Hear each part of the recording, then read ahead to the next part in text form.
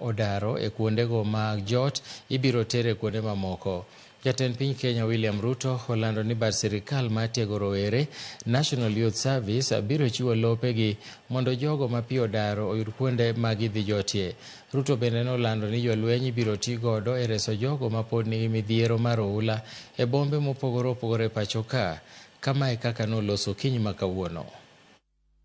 How do we, ahead of time, deal with those flashpoints?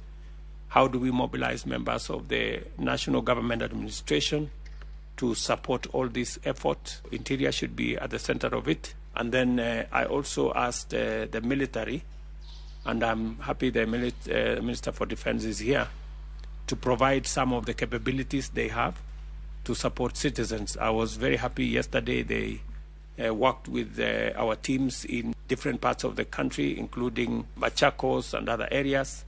So I think we just need to put everybody on the alert so that we can overcome this short season. I think they are saying in the next 3 or so days, as we also encourage the farmers and others to continue with what they have to do.